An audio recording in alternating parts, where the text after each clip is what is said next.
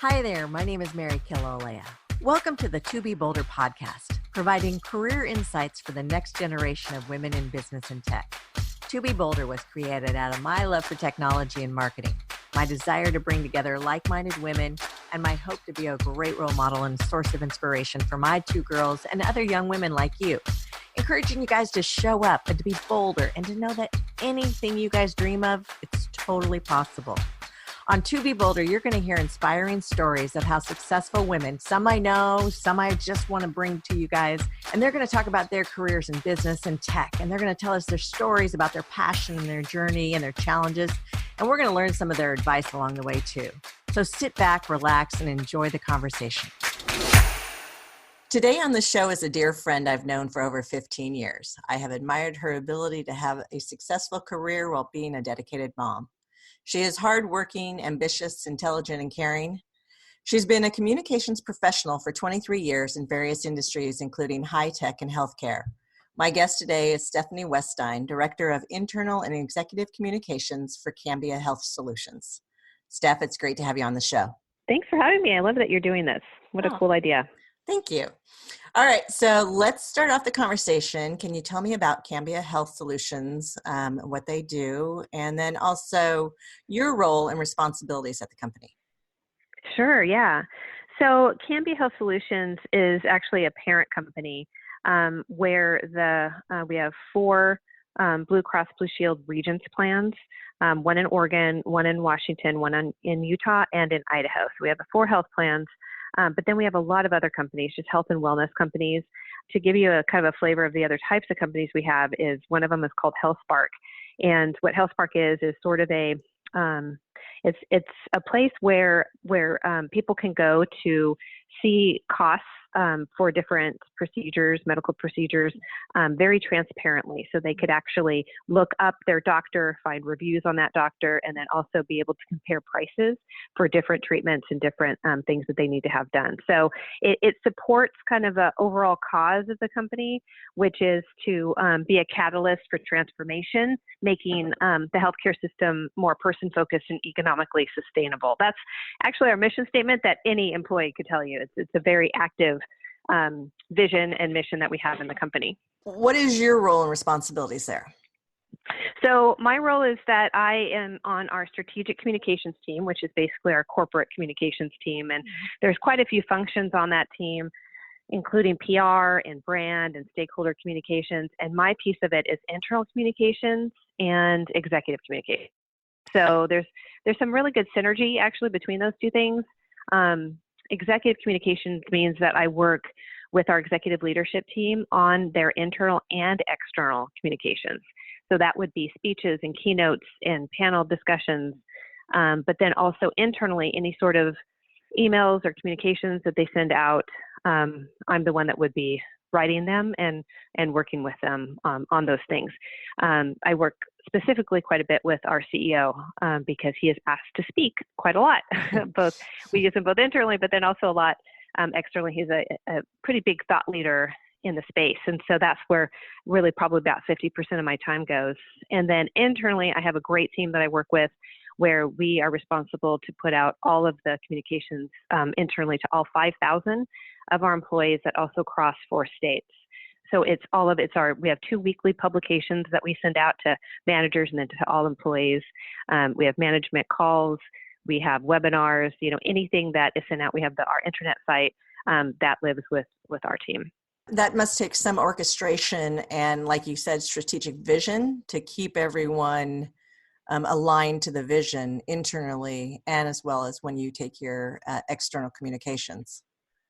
Yeah, it does. And we everything, of course, still kind of ladders up to the cause. So that's our mission that we all look to. So we think in terms of, as the internal communications team, how do we support our employees so that they can help to realize our vision? So what is the communication that we can put out to them that will help them to understand what are our business objectives, what are their role in accomplishing those objectives?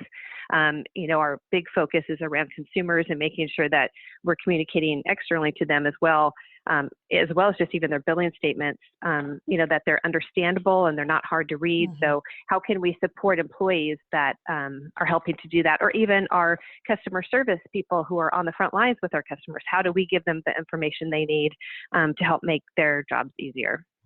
That's great to see that you go to those level of details, because I think those level of details are the front lines, Yeah. and those are so important with first impressions or even just general satisfaction from a consumer base. Absolutely. Yeah. And they often, they have the hardest jobs, and they are, I have to say, our customer service people are the most caring, and they absolutely approach their jobs with their hearts. They go above and beyond for members to help them. And so they're not just a voice on the phone. They develop relationships with our members where if a member has a good day, sometimes they'll call in to talk to the customer representative that they know to say, hey, I had a good day. So it's cool. And then we love to hear those stories, because then we can communicate those out to the rest of our employees too, of the people that work in IT or in the different departments or finance, that everyone loves to hear those stories. So as much as we can, even just highlight our own employees to other employees, we try and do that. That's awesome. All right. So let's take a look at your career path and some of the previous roles that you've had over the years and that led you to here. It seems like it's been long, but also just gone by so fast.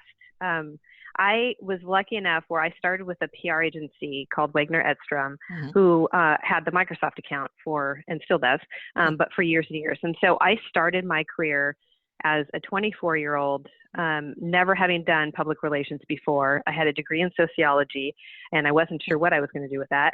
But I just thought it sounded interesting. And so I got on at the very lowest account level possible and learned the business of public relations working with a company like Microsoft, which was just unbelievable.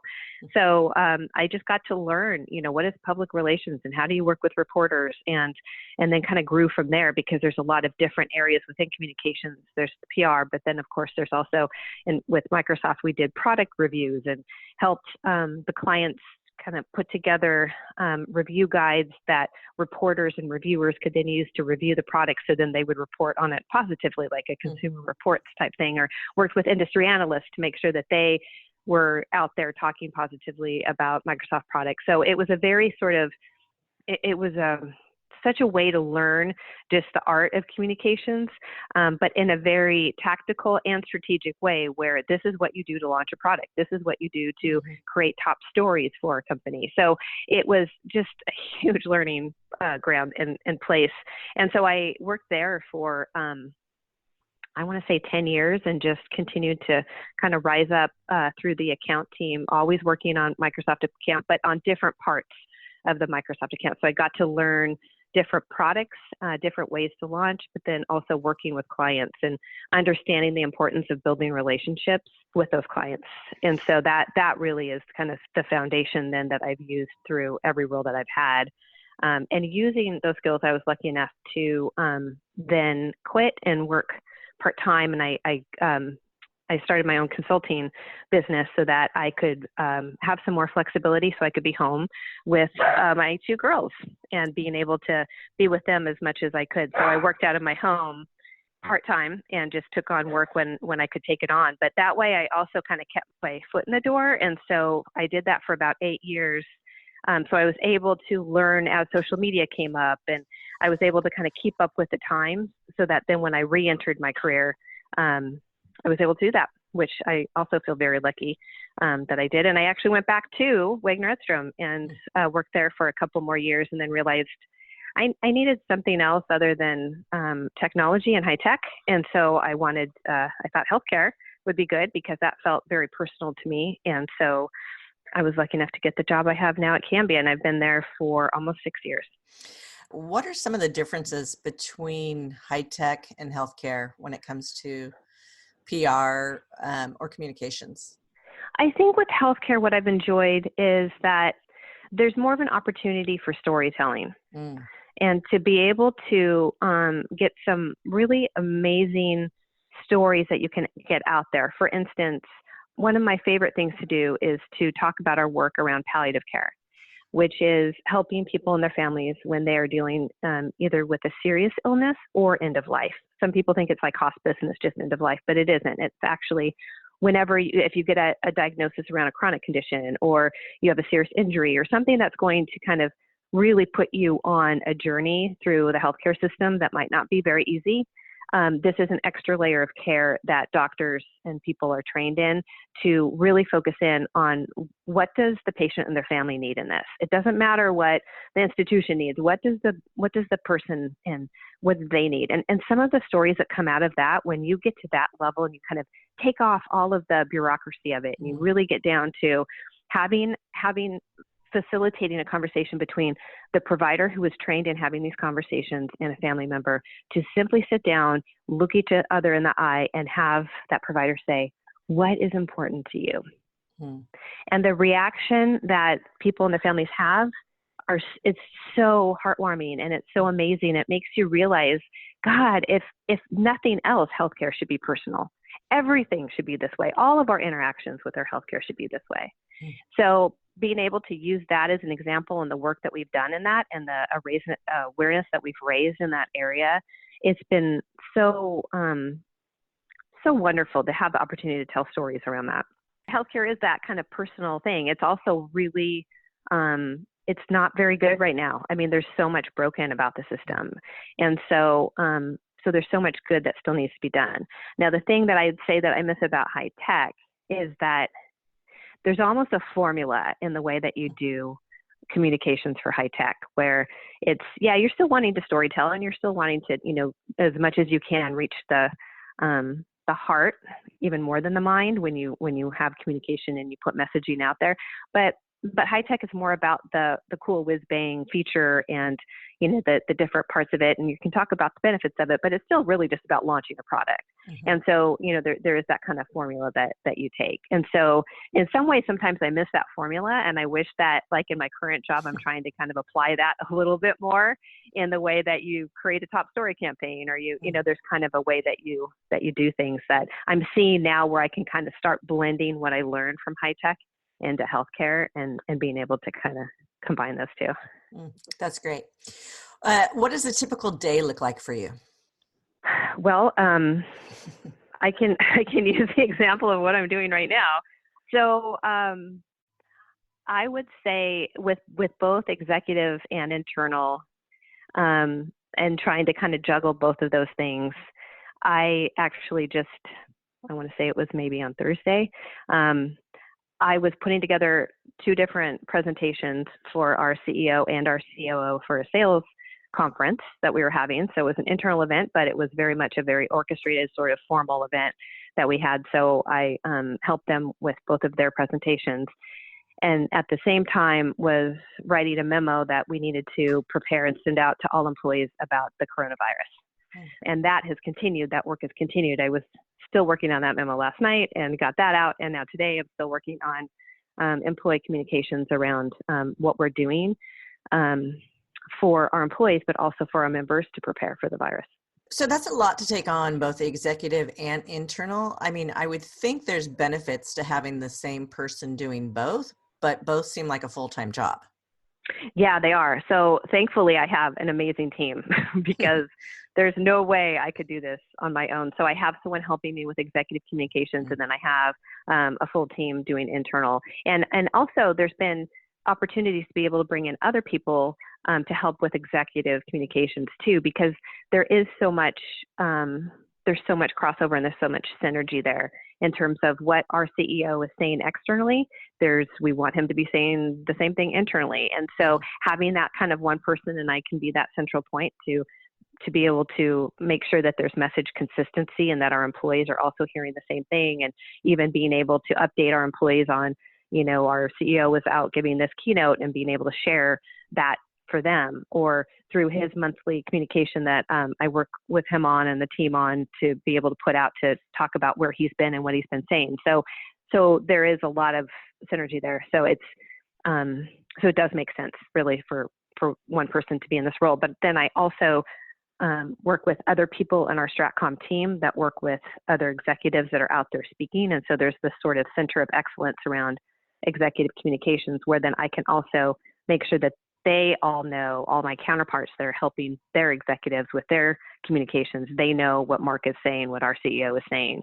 So there's also consistency within all of our leaders. So we're all they're all playing or singing from the same songbook, so to speak. When you look at what type of skills are required to do the job that you do, it sounds like building relationships is key in that. It absolutely 100% is, yes.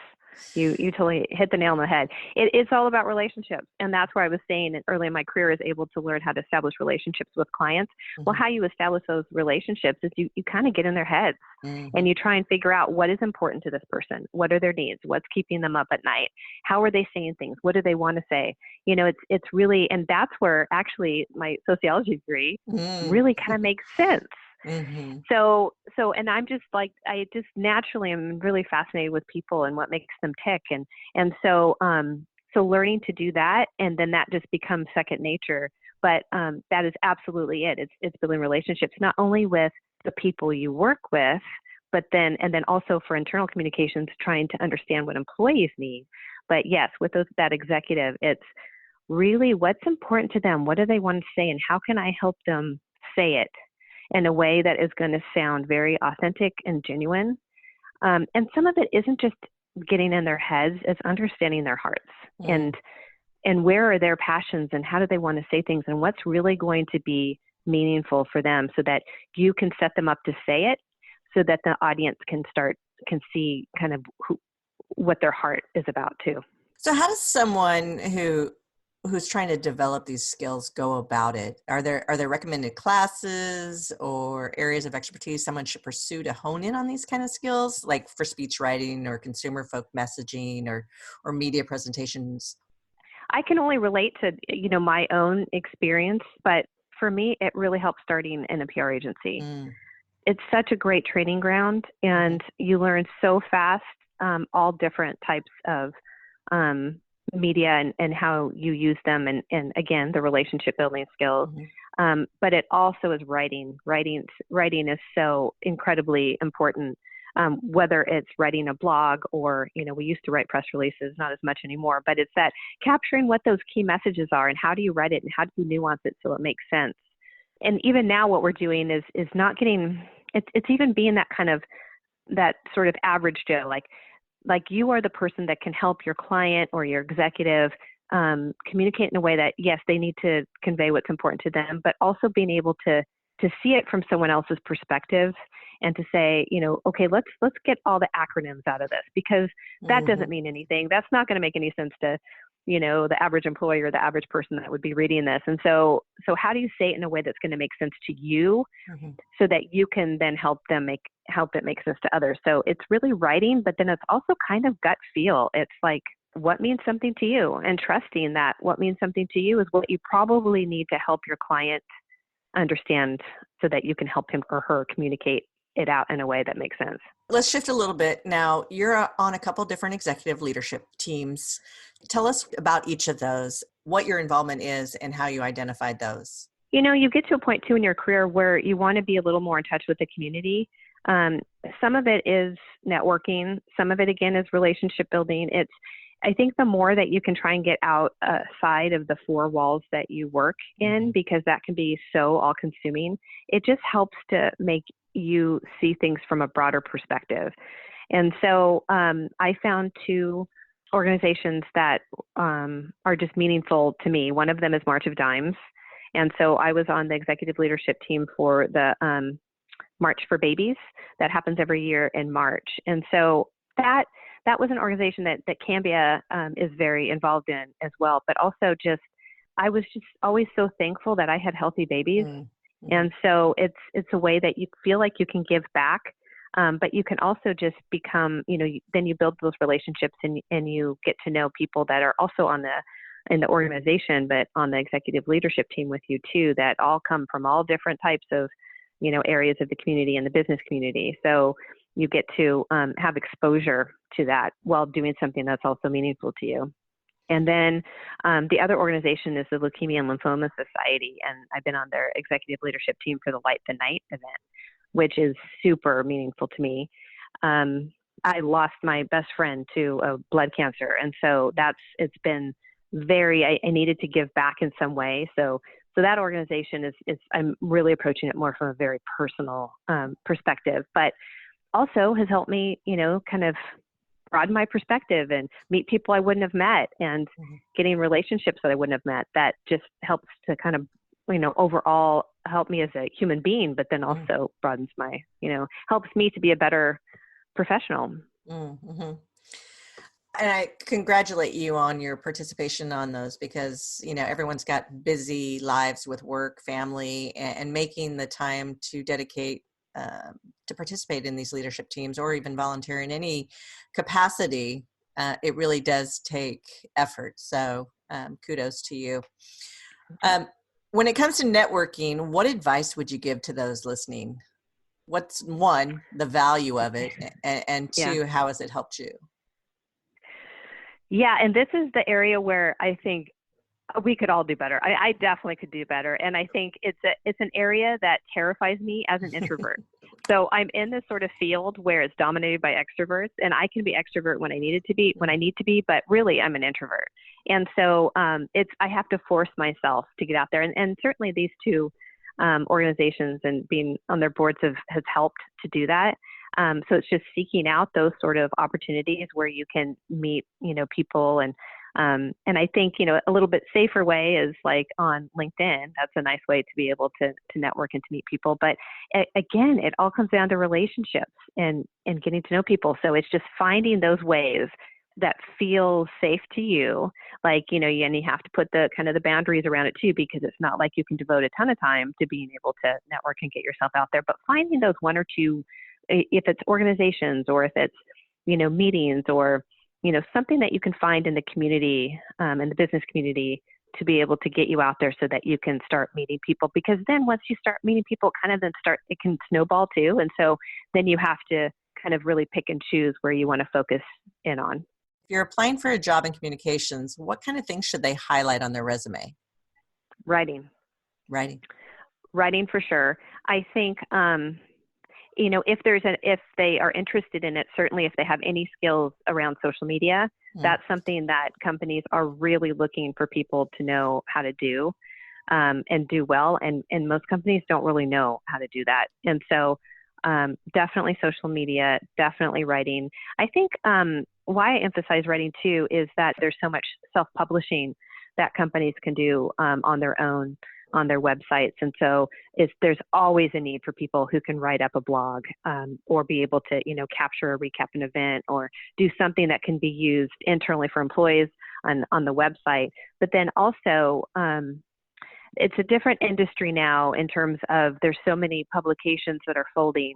It's just not, everything is online now, and editorial staffs have been continuing to be laid off, and there's so much reduction in them being able to afford on-staff writers. And so there's also a great opportunity for companies to be able to write contributed and byline pieces that can be submitted into publications and outlets that they're hungry for. So if you can find someone that can write something like that, ghostwrite it for an executive, or write it just kind of under the company headline, it's hugely beneficial. But then I think it's just being relatable and being personable and showing that you can build relationships, and that, there's kind of this big need now too, where there's a lot of around authenticity and genuineness. And so the more you can just kind of offer who you really are, is another thing that I think can help set you apart. So we touched on it just briefly there in that answer, but technology has evolved so much. I mean, even, I guess when we started out, you and I, in our careers, it was pre-social media. And so how has social media and even technology impacted your role? It's absolutely completely impacted it. Yeah. And that's where I thought, there's quite a few women that at the same time that I quit and started, my own doing consulting and stuff, who just went full time as full-time moms. Mm-hmm. And then when they tried to re-enter the Mm-hmm. workforce, it was incredibly hard for them because they had missed out on learning about social media Mm-hmm. and about self-publishing and about all of the, tools and technology that was out there. And so it's a super hard thing to try and to learn all at once, because it really has fundamentally changed how we do PR. So for instance, there's still, you still at some point maybe issue a press release, but that's not really, as effective anymore. It really is being able to, either your own blog or pitch a story that, you're able to maybe package together and include a byline article or, something like that. But then also you have to think about how are you going to, whatever that announcement is, or event that you're doing or anything, or even for us, when an executive is on stage speaking, what's the social amplification strategy for it? So what are the tweets going to be? What's your Facebook post going to be? What's the LinkedIn? How are you going to be able to real time capture what's happening on stage? And then also, how do you coordinate with the event that's happening in that hashtag to make sure that you are really thinking from a company brand perspective, as well as the brand and thought leadership around that executive or leader who's speaking? How do you kind of make sure that it's orchestrated in a way that it's amplifying it on all channels? And then what is your self-publishing model going to be? What is that blog that's going to go onto your website that then, reflects that? So it's become it's very complex. It's also opened up doors and different ways to think about PR and communications that we didn't have before. Well, and I think it's opened up the expectations from the consumer. I mean, they want transparency. And so the companies that don't get that, I think really are seeing the results of it. Yeah, there's a different appetite and there's a different cadence and there's a different expectation, like you said, of how people want to get their information and how they want it. And in a very, it all has to be so much more real time than it used to be. So have you had mentors over the years that have helped you, and how did you go about building those relationships? Yeah. And, I think yes, I have. And I've been lucky to have some really wonderful ones. You can have good and bad managers. Mm-hmm. And I think you can learn equally from both. So it's though, I think, especially when you have a manager that maybe, isn't as good as you've had, then it becomes incredibly important to find mentors then that will help fill that need. And I always gravitate toward other women leaders and ones that feels like I already have a relationship with them. So you can't really force, I think, a good mentor. You have to really, if you have a connection with someone, or if you already have a relationship with someone, or you feel like you could build that relationship with them and it just feels like a natural thing, then I think that works. But when you're told, you need to go get a mentor, you think I have to go get one. And so you just go and kind of, pick who you think might be a good mentor because of the position they're in or because of, what they're doing in the area of the company. That's less effective than having it, tried it, kind of creating it more organically and more naturally so that it doesn't feel forced. When I got into the corporate world, I guess it kind of surprised me. I'd only thought that mentoring was kind of the only type of support you might have. But then there's also sponsors. So it's interesting to me that there's sponsors who kind of internally, when you're out of the room and a job opportunity comes up, that sponsor speaks up for you. So that comes down to the importance of networking and, building those relationships. Yeah. And actually, you touched on a point that I didn't touch on too, with networking is absolutely internally in your company. Yes. That is so key. And that again, just goes back to, I think of it less as networking internally and more as just building relationships internally. Right. But being able to really think about, when you're in a meeting with someone, just even thinking about the people that are in the room with you, really taking that into account, like really thinking, who in here am I feeling like pretty connected with, or that I could learn from, or, that there's some sort of a similarity there. And then just reaching out to them. I think we spend so much time with the people that we work with that, being able to build relationships in that way, and even just asking someone to go have coffee with you, or asking them more about, what do they do, and what are their challenges? And people love to be able to be asked that, because it's like, oh my God, someone wants to know, what is keeping me up at night. That's amazing. So it's not that hard to kind of create that common ground with someone, or to create that sort of connection with them. But you're totally right. I mean, it's the internal networking that's so important. So we've touched on the fact that you're a working mom. What advice do you have for working moms out there? Just to make sure you find time for yourself in some way, and being patient with yourself, I think, because it's so hard for any of us that are trying to balance that, because like I said before, you get in these, especially, you get in these times, depending on how old your kids are too, but even just days where you feel like I am not doing anything very well right now. Yeah. And so I think it's finding those, relying on your friends, like, just like you and I, there were so many, we could relate to each other because we were in similar situations. And so being able to just pick up the phone and say, yeah, I'm not doing anything very well right now. and asking for that help, or asking for that, that ear that you can, or being able to, go out for a drink, or meet up with people, because we also, I think, tend to get in our own heads so much. Yeah. And we all want to be the perfect mom. Of course we do. We love our children so much, but at some point you also have to make sure that you are taking care of yourself too, and giving yourself a break. Totally agree. What have been some of the biggest challenges you faced in your career?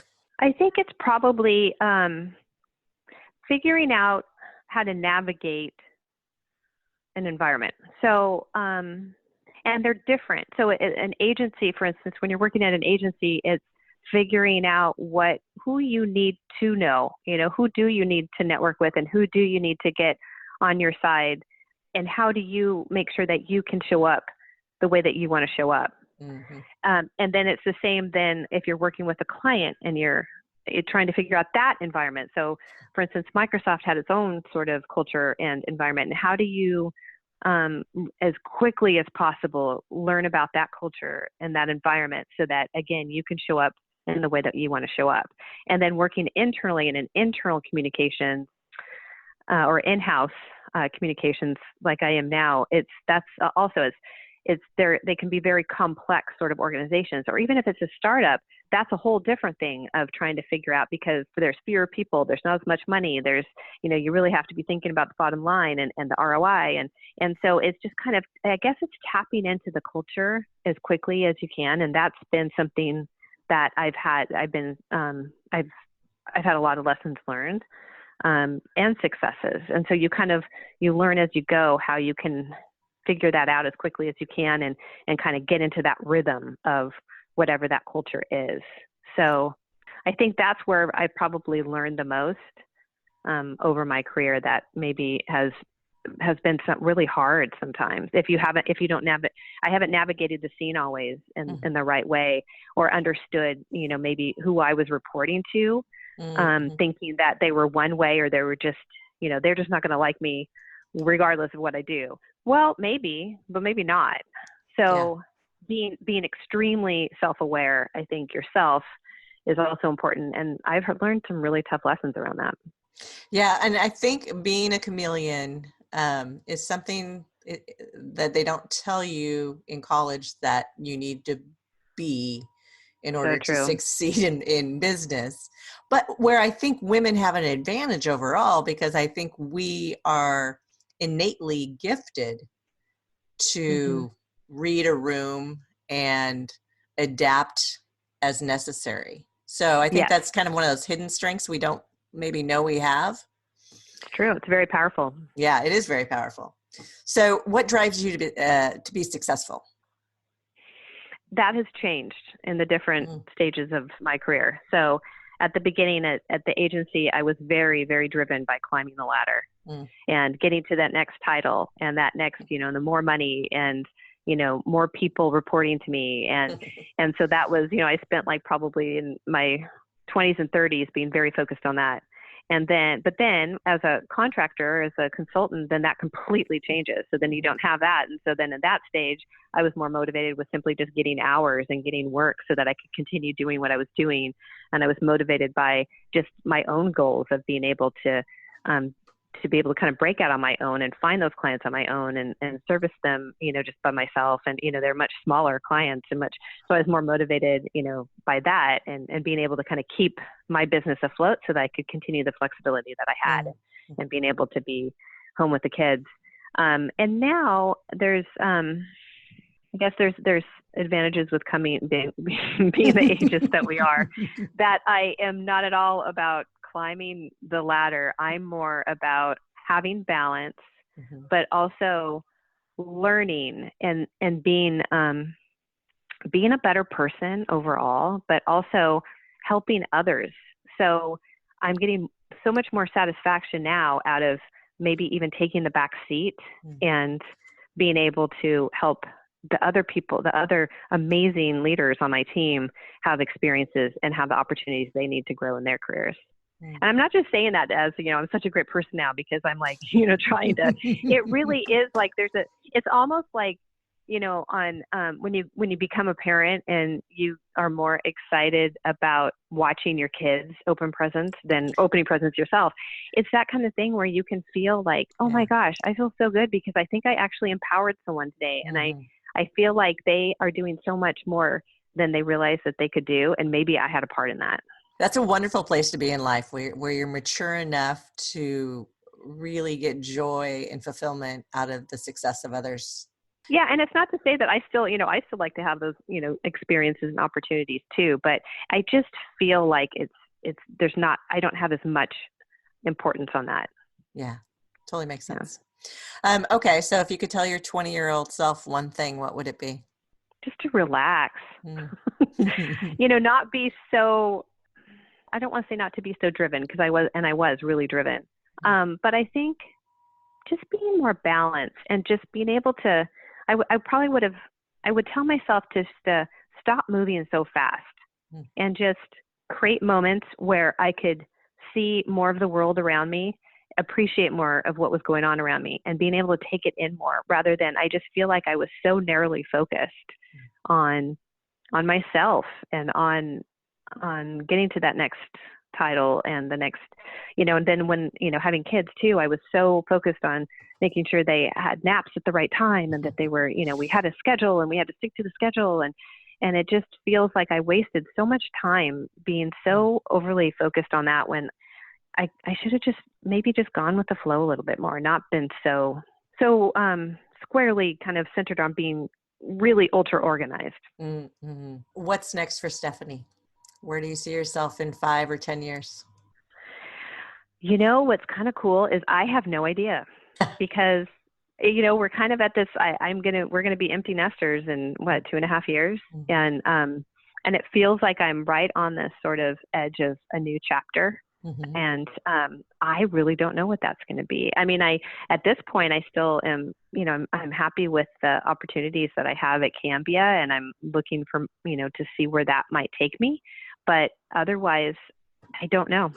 I really don't. I'll still be doing communications and I'll still be doing something like that, but I don't know if I'll be doing exactly this.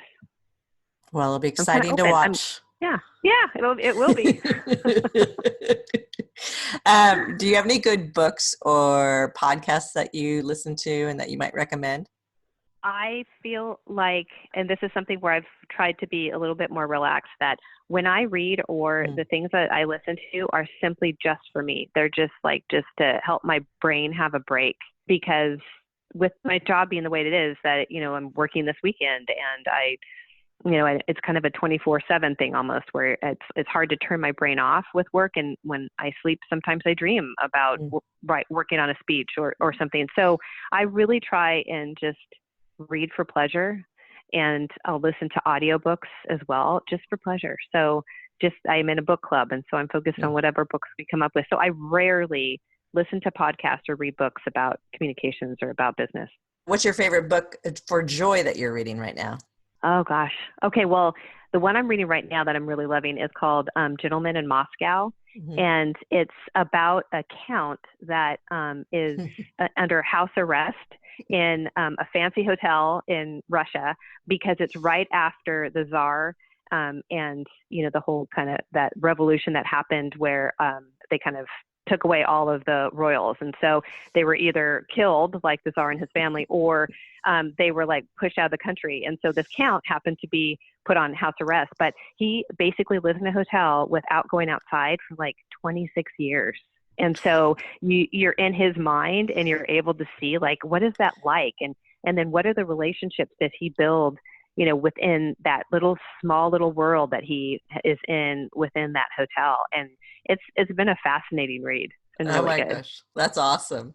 Yeah. All right. Well, we are done. Thank you so much for being on the show. Thank you. This was fun. I'm so glad. So if someone wanted to get in touch with you or learn more about Cambia, where can they go? They can go to my my LinkedIn page.